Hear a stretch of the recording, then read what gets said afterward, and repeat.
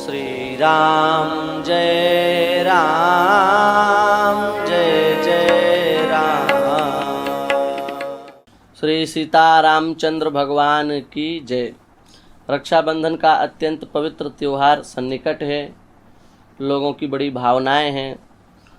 तो देखिए, रक्षाबंधन की जो पवित्र परंपरा है वो आज की नहीं है, ये करोड़ों वर्ष पुरानी परंपरा है और शास्त्रीय परंपरा है। शास्त्र से इसका संबंध है। हम लोग कोई भी अशास्त्रीय कार्य नहीं करते। जो भारतीय सनातन संस्कृति को मानते हैं उनके द्वारा वेद विरुद्ध कार्य नहीं होना चाहिए।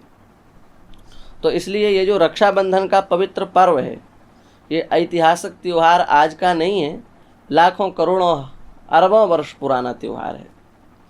भविष्य पुराण के अनुसार इंद्र की पत्नी शची ने दैत्यों पर विजय प्राप्त करने के लिए रक्षा सूत्र को अभिमंत्रित करके और इंद्र के हाथ में बांधा था। तब से ये रक्षा सूत्र की जो पवित्र परंपरा हाथ में बांधने की है वह मनाई जाती है। भविष्य पुराण में लिखा है, सर्व रोगोपशमनम सर्वाशुभ विनाशनम सकृत कृतेनाब्दमेकम येन रक्षा कृता भवे। यह जो रक्षा सूत्र हाथ में बांधा जाता है रक्षाबंधन के पवित्र दिन पर, पवित्र तिथि पर, कह रहे हैं सर्व रोगोपशमनम, समस्त प्रकार के रोगों का ये नाश करने वाला है। और सर्व अशुभ विनाशनम, जितने भी अशुभ हैं, जिते विनायक शुभ अशुभ विघ्न करें नहीं कोई, जितने प्रकार के अशुभ जो कर्म हैं उन सबको विनाश हो जाता है। कब? बोले एक साल में एक बार भी यदि कोई रक्षाबंधन पर रक्षा सूत्र बांध ले। तो ये रक्षा सूत्र की पवित्र महिमा है।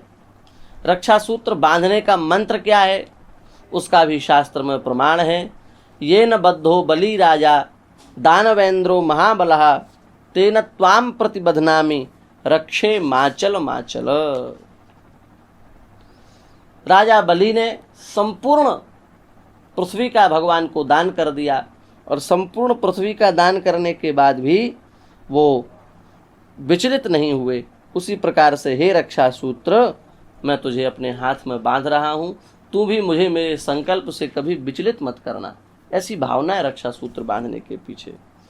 तो इस प्रकार से ये जो रक्षा सूत्र है ये कोई साधारण नहीं है, ये बहुत ही शास्त्रीय एवं वैज्ञानिक है। और देखिए, इसका मनोवैज्ञानिक रहस्य भी है। और वो रहस्य ये है कि वर्षा का जो ऋतु है, वर्षा की जो ऋतु है, इसमें सूर्य के प्रकाश के अभाव के कारण प्राणियों के लिए विविध प्रकार के रोग हो जाते हैं। हम लोगों ने देखा होगा कि वर्षा की ऋतु आई और आपने देखा होगा मलेरिया, डेंगू, ये सब कितना चलता है। बुखार आदि लोगों को बहुत आते हैं, लोग बड़े परेशान रहते हैं। थोड़े में सर्दी हो जाती है, थोड़े में गर्मी हो जाती है, मौसम बदलता रहता है, लोग बड़े परेशान हो जाते हैं बीमारियों से। तो उन सब बीमारियों से मनुष्य को बचाने के लिए ये रक्षा सूत्र बांधा जाता है। और ऐसा नहीं है कि केवल मनुष्यों के प्रति, अर्थात केवल पुरुषों के प्रति ही सद्भावना है। माताओं के भी बाएं हाथ में कलावा बांधा जाता है, पुरुषों के दाएं हाथ में कलावा बांधा जाता है। तो इस प्रकार से ये जो रक्षाबंधन है ये बड़ा शास्त्रीय है।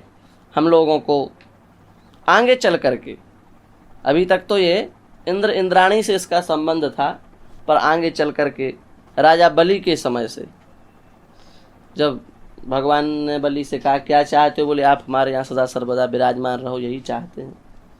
तो संत ऐसा कहते हैं, लक्ष्मी जी गई राजा बलि के पास, भगवान के पास गई, बोली चलो वैकुंठ में, कब तक यहाँ आप खड़े रहेंगे। वामन भगवान ने कहा देखो भाई, हम तो वचन के पक्के हैं। राजा बलि ने कहा कि यहीं खड़े रहो, तो यहीं खड़े हैं। भक्त पारतंत्र को हम स्वीकार करते हैं, यदि आपकी विशेष इच्छा हो तो बलि से पूछ लो तो हम चल देंगे। बलि के पास गई और बलि को जा करके लक्ष्मी जी ने राखी बांधी। राखी जब बांधी तो बलि ने कहा बहन, इस राखी के बदले हम क्या दें। तो लक्ष्मी जी ने कहा कि इस राखी के बदले आप हमको हमारे पतिदेव लौटा दो। ठीक है, ले जाओ। वामन भगवान को लेकर के लक्ष्मी जी आ गई। ये तो एक लीला ही है। भगवान तो सब जगह विराजमान है। ऐसी कोई संसार में चेतना चेतन वस्तु व्यक्ति वस्तु पदार्थ नहीं है जहाँ भगवान ना हो, लेकिन ये एक लीला है। तो इस तब से ये जो पवित्र परंपरा है ये भाई बहन के रूप में हम लोग मनाते हैं। तो इस पवित्र परंपरा का हमको निर्वाह करना चाहिए। आधुनिक समय में हर वस्तु मिलावटी होती जा रही है, तो इसलिए रक्षाबंधन में भी लोग चांदी की राखी बांधते हैं और न जाने प्लास्टिक की और दुनिया भर की राखी ला करके बांधते हैं।